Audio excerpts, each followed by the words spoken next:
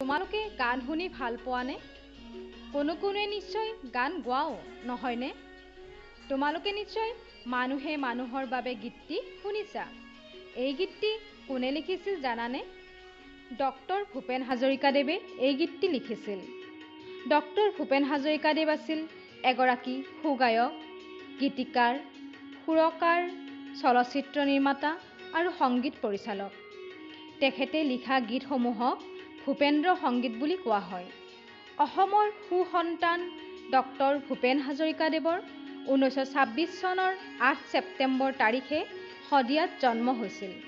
তেখেতে 5 বছৰ বয়সৰ পৰাই আনুষ্ঠানিকভাৱে গীত গোৱা আৰম্ভ কৰিছিল। ডক্টৰ ভূপেন হাজৰিকাদেৱে 1939 চনতে ৰূপকোঁৱৰ জ্যোতিপ্ৰসাদ আগৰৱালাদেৱৰ ছবি ইন্দ্ৰমালতীত অভিনয় কৰিছিল। লগতে সেই ছবিৰে মইনা কেতিয়া আহিলি তই শীৰ্ষক গীতটি পৰিৱেশনো কৰিছিল। ডক্টৰ ভূপেন হাজৰিকাদেৱে ৰাজনীতি বিজ্ঞান বিষয়ত MA পাছ কৰি বি বৰুৱা কলেজত প্ৰবক্তা হিচাপে যোগদান কৰিছিল। তেখেতে কলম্বিয়া বিশ্ববিদ্যালয়ত গৱেষণা কৰি ডক্টৰেট ডিগ্ৰীও লাভ কৰিছিল। তেখেতে গোটেই জীৱনকালত বহুতো বঁটা লাভ কৰিছিল। তাৰ ভিতৰত শকুন্তলা আৰু লটিকটি ছবিৰ বাবে ৰাষ্ট্ৰপতিৰ পদক লাভ কৰিছিল। ৰাষ্ট্ৰীয় ফিল্ম ফেষ্টিভেলত শ্ৰেষ্ঠ সংগীত পৰিচালকৰ স্বৰ্ণকমল পুৰস্কাৰো লাভ কৰিছিল। তেখেতে অসম চৰকাৰৰ শ্ৰীমন্ত শংকৰদেৱ বঁটা লাভ কৰাৰ লগতে সংগীত নাটক অকাডেমী বঁটাও লাভ কৰিছিল।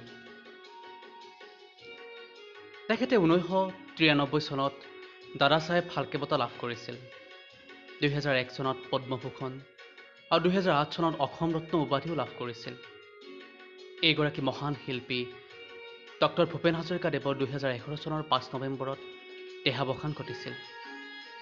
2012 চনত ভাৰত চৰকাৰৰ দ্বাৰা তেখেতক মৰণোত্তৰভাৱে পদ্ম বিভূষণ সন্মান প্ৰদান কৰা হৈছিল।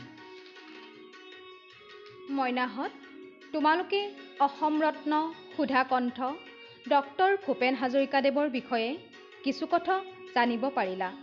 তেখেতে জীৱনকালত বহুতো গীত লিখিছিল আৰু গাইছিলো। এই গীতসমূহে অসম তথা ভাৰতৰ সংগীত জগতৰ ভঁৰাল চহকী কৰি ৰাখিছে। তোমালোকেও ডক্টৰ ভূপেন হাজৰিকাদেৱৰ গীতসমূহ গাবলৈ শিকিবা দেই। তেখেতে অসমক বহুত ভাল পাইছিল আৰু অসমৰ প্ৰাকৃতিক সৌন্দৰ্যৰ বৰ্ণনাৰে বহুতো গীত লিখি থৈ গৈছে। তাৰে ভিতৰত অসম আমাৰ ৰূপহী গুণৰো নাই শেষ গীতটি তোমালোকে হয়তো শুনিছা।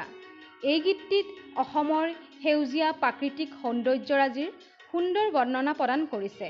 লগতে অসমক তেওঁ মাকৰ লগত তুলনা কৰি প্ৰত্যেকটো ঋতুতে অসমীয়াইৰ সৌন্দৰ্য বৰ্ণনা কৰিছে আৰু অসম ভূমিক পাহাৰ ভৈয়ামত বসবাস কৰা সকলো জাতি জনজাতিৰে মিলনভূমি হিচাপে গীতটিত প্ৰকাশ কৰিছে। মইনাহঁত, এই গীতটি গাবলৈ শিকাৰ লগতে এই গীতটিত আমি নাচিবও পাৰোঁ। আহাচোন আজি অসম আমাৰ ৰূপহী গীতটি পৰিৱেশন কৰা এটি নৃত্য উপভোগ কৰোঁ। অসম আমাৰ ৰূপহী গুণৰো নাই শেষ, ভাৰতৰে পূৰ্ব দিশৰ সূৰ্য উঠা দেশ।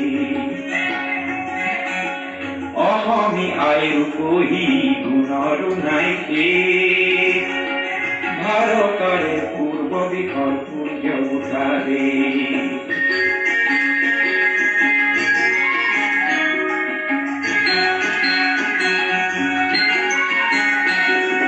গোটেই জীৱন বিচাৰিলেও অনেক দিৱস ৰাতি, গোটেই জীৱন বিচাৰিলেও অনেক দিৱস ৰাতি, অসম দেশৰ দৰে নেপাওঁ ইমান ৰসাল মাটি। চিৰ বিনন্দিয়া তোমাৰ সেউজ পৰিৱেশ, ভাৰতৰে পূৰ্ব দিশৰ সূৰ্য উঠা দেশ।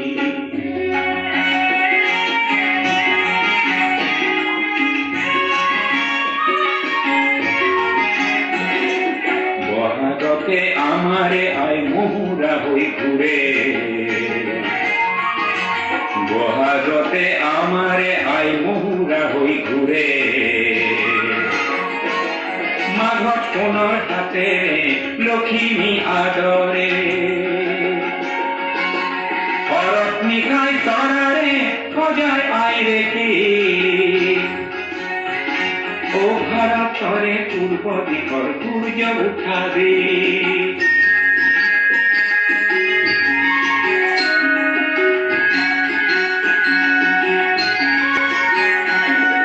পাহাড় ভয়াম একে করা রামধনুরে করে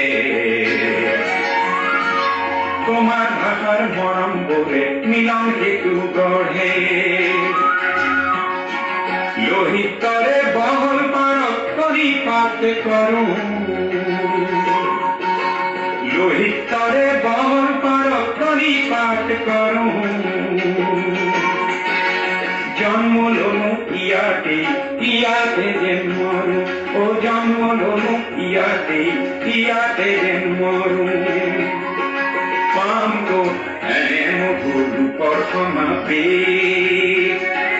ভারতরে পূর্ব দিশৰ সূৰ্য উঠাবে অসমী আইৰ গৰি গুণৰো নাইছে মইনাহঁত, তোমালোকে নৃত্যটো উপভোগ কৰি নিশ্চয় ভাল পালা। ডক্টৰ ভূপেন হাজৰিকাদেৱে শিশুসকলৰ বাবেও বহুতো গীত ৰচনা কৰি থৈ গৈছে। তোমালোকে সেই গীতবোৰ গাবলৈ শিকিবা দেই।